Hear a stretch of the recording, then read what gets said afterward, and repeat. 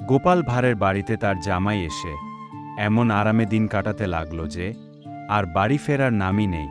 দারুণ লাগছে খেতে, আরো দেও। হাহা, নিশ্চয়ই। আহা, এই কি নাও মজার আছে। মাছের ঝোল, এরকম খাবার তো কোথাও পাই না। গোপাল মনে মনে ভাবছে, জামাই তো আমার বাড়িতে ভালো ভালো খাবার পেয়ে, আর তার বাড়িতে যাওয়ার কোনো নাম গন্ধ নেই। কিছু একটা বুদ্ধি বের করতে হবেই। একদিন গোপালের মাথায় একটা বুদ্ধি এল। শুনছো, আজ রাতে আবার লেবু চুরি হচ্ছে। আরে চিন্তা করো না, আমি একাই চোর ধরবো।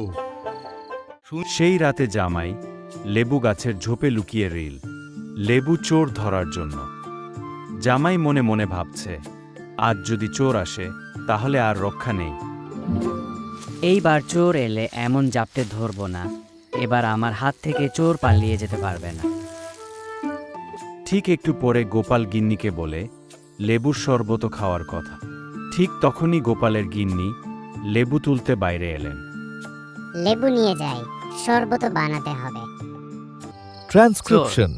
আজ তোকে ছাড়বো না চোর, আজ তোকে ছাড়বো না। বাবা, চিৎকার শুনে গোপাল হ্যারিকেন নিয়ে দৌড়ে এলেন। একই কাণ্ড, আপনি? ওরে বাবা, কি লজ্জা! দারুণ মজা। ও মা, শাশুড়ি মা। এই তোমার চোর ধরা।